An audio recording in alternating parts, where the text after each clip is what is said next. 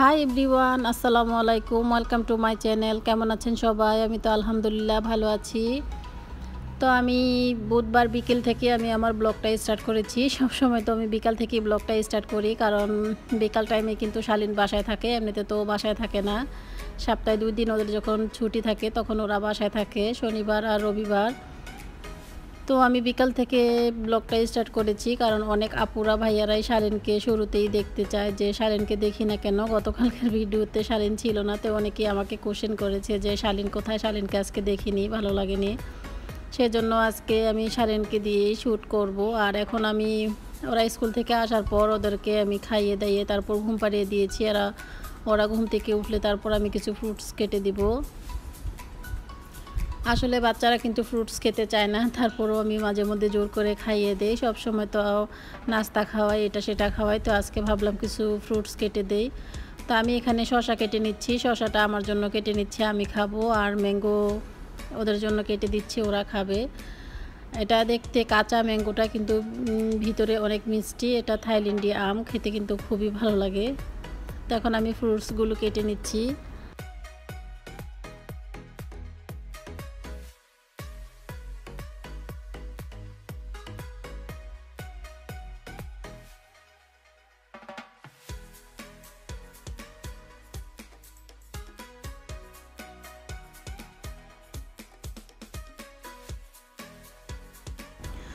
তো এই তো এখন আমার ম্যাঙ্গোটা ছোলা হয়ে গিয়েছে, এখন আমি কেটে নিচ্ছি। আসলে এই ম্যাঙ্গোগুলো কাটতে কিন্তু একটু হার্ড, মানে অনেক শক্ত এই ম্যাঙ্গোগুলো, কিন্তু খেতে খুবই ভালো লাগে, অনেক সুস্বাদু। এই দেশে এগুলো রাস্তার সাইডে বসে বসে বিক্রি করে। আমরা যখন বাইরে যাই বা কোথাও হলিডে বেড়াতে যাই তখন কিন্তু রাস্তার সাইড থেকে আমরা কিনে খাই, তখন খুবই ভালো লাগে।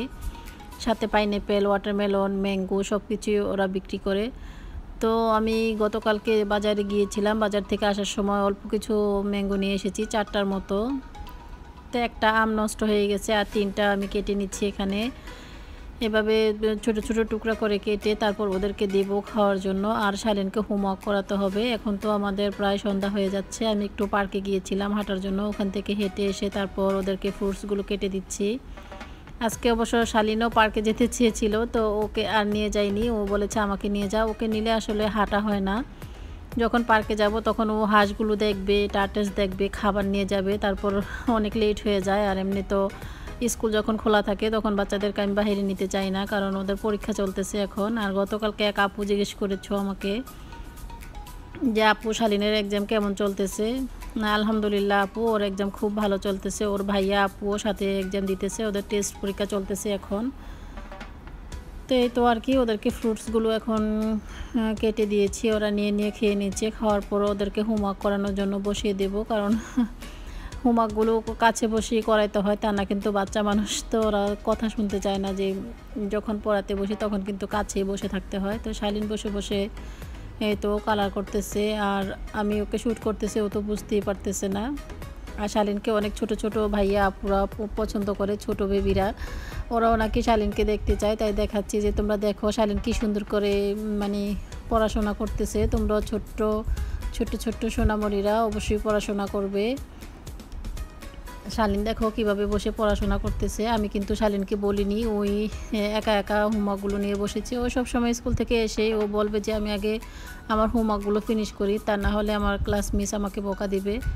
তা আমি ওকে বুঝিয়ে বলি যে এখন না, তুমি এখন স্কুল থেকে এসেছো, এখন ফ্রেশ হবা, খাবা, তারপরে ঘুমাবে, তারপর তুমি সব কিছু করবে।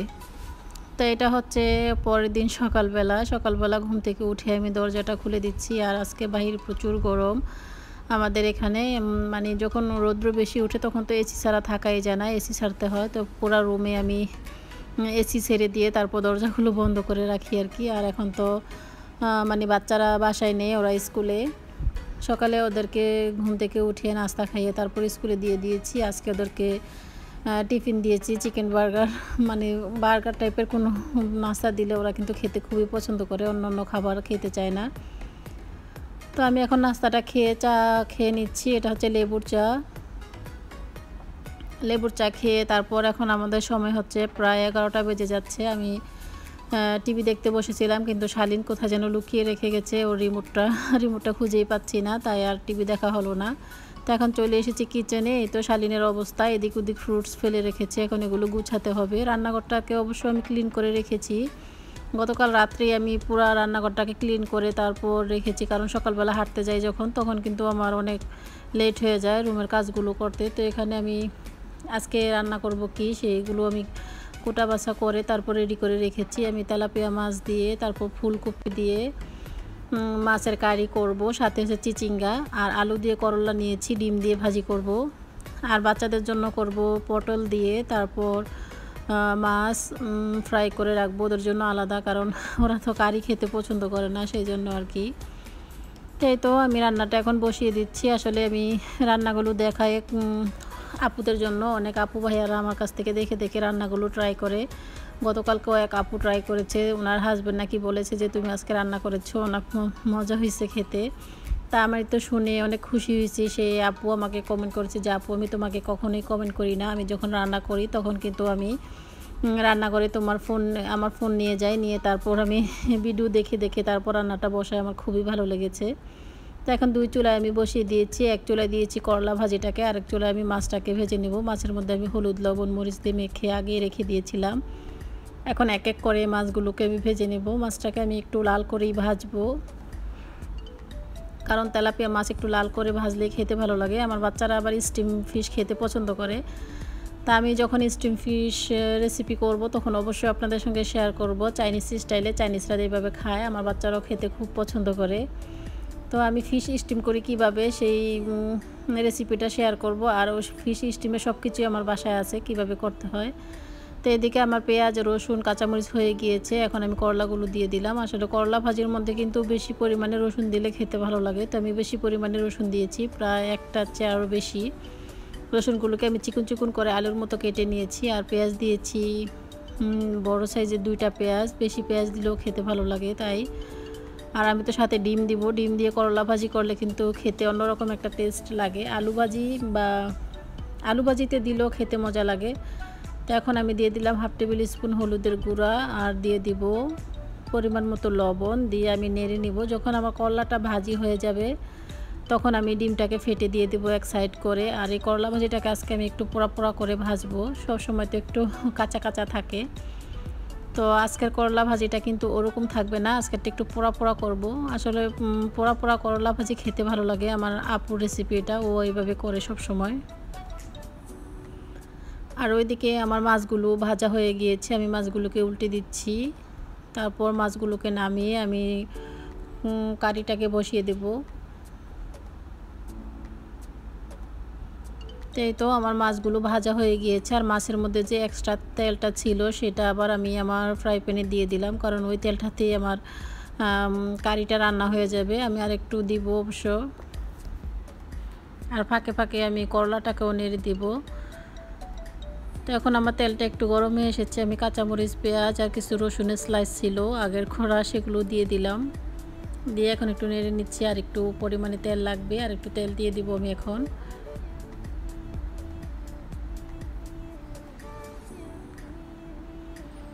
তেল দিয়ে এখন আমি ভালোভাবে নেড়ে দিচ্ছি, আর এদিকে আমার করলাটাকেও ফাঁকে ফাঁকে নেড়ে দিচ্ছি। আরও লাস্টের দিকে আমি অ্যাড করব মশলাগুলো। আমার পেঁয়াজ আর রসুনটা প্রায় হয়ে গিয়েছে, পেঁয়াজ রসুনটা আমি হালকা একটু ব্রাউন করব, তেমন বেশি ব্রাউন করব না। তো আমি এখন দিয়ে দেব 2 টেবিল স্পুন আদা আর রসুনের পেস্ট। আমি সব রান্নাতে আদা রসুনের পেস্ট ব্যবহার করি, আমার কাছে খেতে ভালো লাগে। যে কোনো রান্নার মধ্যে দিয়ে জিরার পাউডার তো থাকতেই হবে, আর জিরার পাউডারটা আমি ব্যবহার করি আমার হাতে তৈরি করা।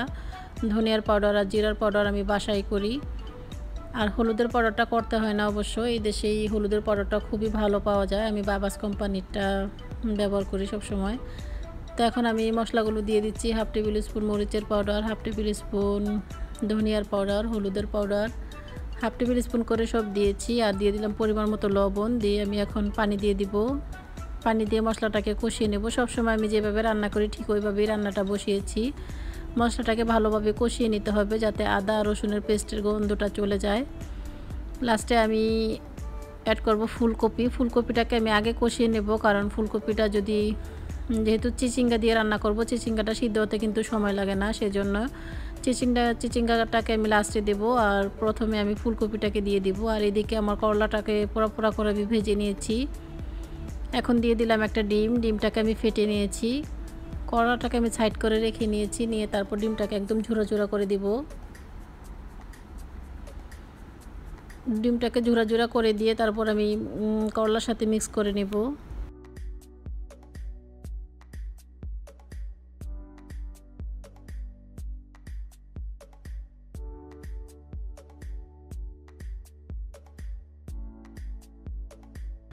আর ওই চুলায় এখন আমার মশলাটা কষানো হয়ে গিয়েছে। আমি এখন ফুলকপিটাকে ভালোভাবে মশলার সঙ্গে মিক্স করে দিচ্ছি। মিক্স করে দিয়ে আমি ঢেকে রাখবো 2-3 মিনিটের জন্য। যখন আমার ফুলকপিটা হাফ সিদ্ধ হয়ে আসবে তখন আমি ঝিঙ্গাটাকে অ্যাড করব। ঝিঙ্গা রান্না করতে কিন্তু সময় তেমন বেশি লাগে না, তো আমি চুলা থেকে কড়াইটাকে চেঞ্জ করে নিচ্ছি, কারণ আমার করলা ভাজিটা হয়ে গিয়েছে। করলা ভাজিটাকে উঠিয়ে নিলাম, আর এখন কারিটাকে রান্না করে নিব। আমার এখন ফুলকপিটা ভালোভাবে কষানো হয়ে গিয়েছে। এখন আমি ঝিঙ্গেটাকে দিয়ে দিলাম, ঝিঙ্গে দিয়ে তারপর একটু ভালোভাবে কষিয়ে নিচ্ছি।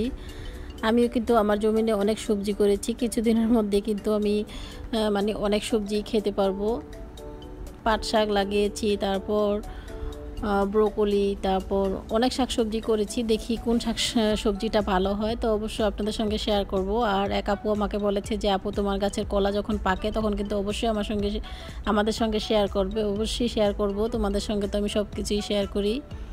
তো এই তো এখন আমার সবজিটা ভালোভাবে কষানো হয়ে গিয়েছে, খুবই সুন্দর একটা কালার হয়েছে তরকারিটার, আর খেতেও কিন্তু অসংখ্য টেস্ট হয়েছে। এটা আমি তো সবসময় খাওয়ার পরে আপনাদেরকে বলে দিই যে কীরকম টেস্ট হয়েছে। তো এখন আমি এক এক করে মাছগুলো দিয়ে দিব। আমি সবগুলো মাছ এখানে দিব না, কিছু মাছ রেখে দিয়েছি বাচ্চাদের জন্য এক্সট্রা করব, ভাজি করব পটল দিয়ে, পেঁয়াজ দিয়ে, কারণ বাচ্চারা কারি খেতে পছন্দ করে না। তো এখন আমি এক এক করে মাছগুলো দিয়ে দিলাম। মাছগুলো দিয়ে যখন ঢেকে দেব, যখন বলক আসবে তখন আমি টমেটো দিয়ে দিব পাতলা করে কেটে।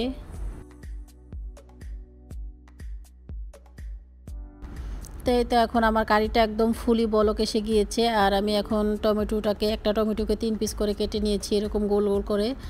দেখতেও সুন্দর লাগে আর খেতেও কিন্তু অসংখ্য মজা হয়, টক মিষ্টির মতো আর কি। টমেটোটা টক লাগে আর কারিটা তো একটু ঝাল মিষ্টি আর কি মিক্স করা। যেহেতু ঝিঙ্গে দিয়েছি, ঝিঙ্গেটা তো মিষ্টি, টমেটো হচ্ছে টক। তো এখন আমি লাস্টের দিকে দিয়ে দিলাম জিরার পাউডার 1/2 টেবিল স্পুন, আর এটা হচ্ছে আমার ফ্রোজেন করা পেঁয়াজ পাতাটাও এখন আমি দিয়ে দিলাম, দিয়ে তারপর একটু ঢেকে রাখবো। যখন টমেটোটা একদম ফুল সিদ্ধ হয়ে যাবে তখন আমি চুলাটাকে অফ করে দিব। আর অন্য চুলায় আমি বাচ্চাদের যে রেসিপিটা করব সেটাও আমি এখন রান্না করে নিব।